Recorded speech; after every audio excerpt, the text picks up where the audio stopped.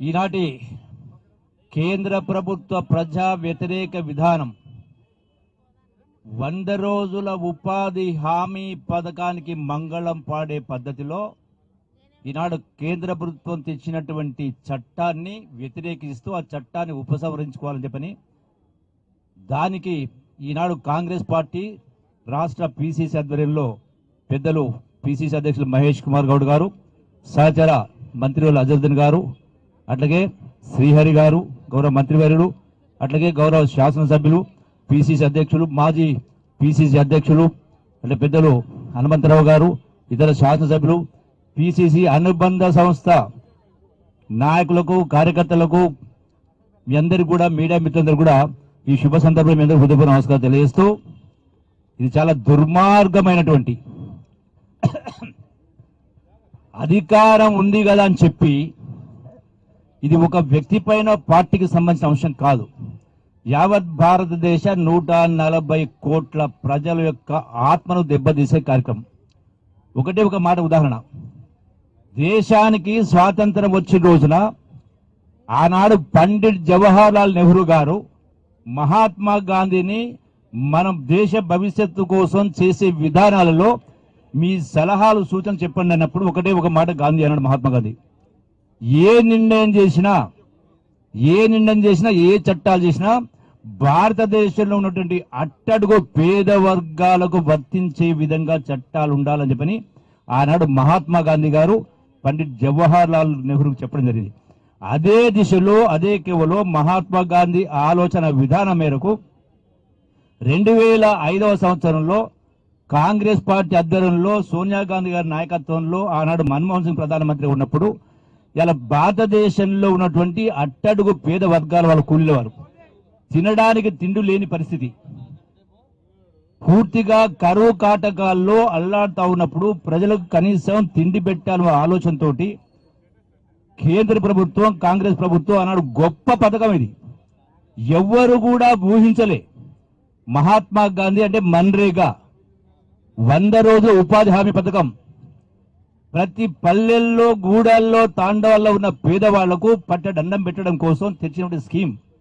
ఈ స్కీమ్ను నిర్వీర్యం చేస్తూ ఈనాడు కాంగ్రెస్ పార్టీ పైన కోపం ఉంటే కాంగ్రెస్ పార్టీని మీరేమైనా తిట్టండి, కానీ కాంగ్రెస్ పార్టీని ఇలా కాంగ్రెస్ పార్టీ సోనియా గాంధీ పైన రాహుల్ గాంధీ పైన మీరు చేసినట్టు చూస్తా ఉన్నాం.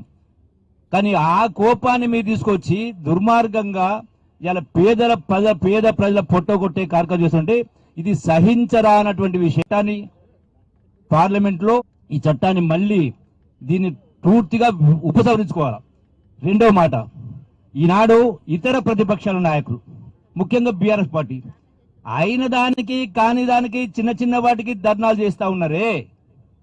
మరి ఈనాడు ఇంత కోట్లాది మంది ప్రజల పొట్టగొట్టే ఈ కార్యక్రమం పైన ఎందుకు మీరు స్పందిస్తలేరు, ఎందుకు ధర్నాలు చేస్తలేరు? ఇలా కేంద్ర ప్రభుత్వం ఒత్తిడి తీసుకురావాలా, అందరం కలిసి ఒత్తిడి తీసుకురావాలా. ఈనాడు ఇది ఒక కాంగ్రెస్ పార్టీకి సంబంధించింది కాదు, ఇది యావత్ తెలంగాణ ప్రజలకు సంబంధించినటువంటి అంశం. రెండవది, ఇలా 120 రోజులు పెంచడానికి మాట్లాడుతూ ఉన్నారు. 1,00,000 కోట్ల బడ్జెట్ తో పేదలకు పట్టడన్నం పెట్టే స్కీమ్ లో ఇలా కేంద్ర ప్రభుత్వం 40,000 కోట్ల కోత విధిస్తా ఉంది. రాష్ట్రాల్ని భరించమంటా ఉన్నారు. ఒకవైపున రాష్ట్రాల్ని జిఎస్టీ ద్వారా వచ్చినటువంటి ఆదాయం రాష్ట్రానికి ఆ నిష్పత్తిలో పంపిణీ చేసి కార్యం చేస్తలేరు. అంటే దేశం అంటే రాష్ట్రాల సమాఖ్య. రాష్ట్రాలన్నీ కూడా అభివృద్ధి చెందితేనే దేశం బాగుంటుంది. ఇలా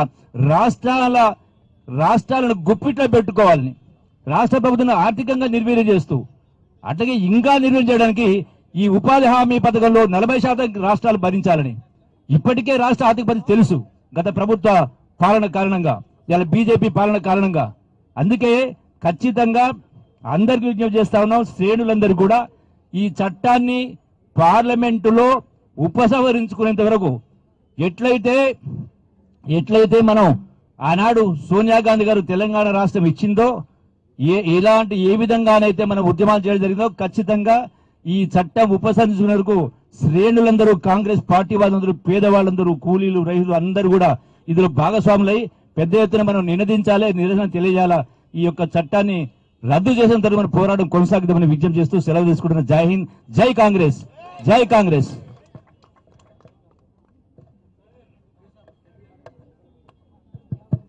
హలో గౌరవ మాజీ పిసిసి అధ్యక్షులు కోరుతా ఉన్నాం.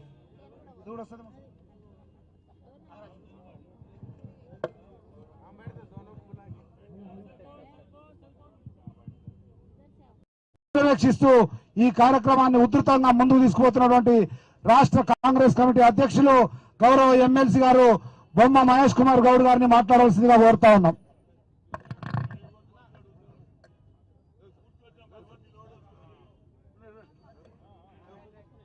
అందరికీ నమస్కారాలు.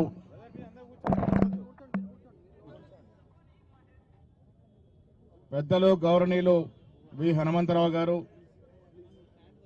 మంత్రివర్యులు జూపల్లి కృష్ణారావు గారు, శ్రీహరి గారు, అజరుద్దీన్ గారు, పార్లమెంట్ సభ్యులు చామల కిరణ్ గారు, శాసనసభ్యులు బొజ్జు గారు, జిల్లా కాంగ్రెస్ అధ్యక్షులు రోహిత్ గారు, సనత్ నగర్ ఇన్ఛార్జ్ బాధ్యతలు చూస్తున్నటువంటి నీలిమ గారు, వేదిక పైనటువంటి పెద్దలందరికీ, మహిళా సోదరులకి, యువజన కాంగ్రెస్ అధ్యక్షులకి, ఎన్ఎస్యు అధ్యక్షుడికి, సేవాదళ కార్యకర్తలకి మీ అందరూ కూడా నమస్కారాలు. మోడీ అమిత్ షాకి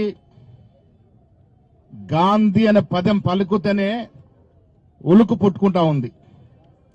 ఇవాళ కేవలం సోనియా గాంధీ, రాహుల్ గాంధీ, ప్రియాంక గాంధీ పేర్లు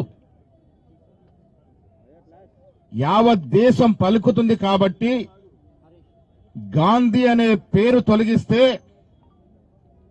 నాకు కొంత వెసులుబాటు దొరుకుతుందన్నటువంటి ఒక దుర్మార్గపు ఆలోచనతోని దేశ జాతిపిత మహాత్మా గాంధీ పేరునే తొలగించే సాహసం చేసినారంటే వీరు నిజమైన గాసులు తప్ప ఇంకెవరూ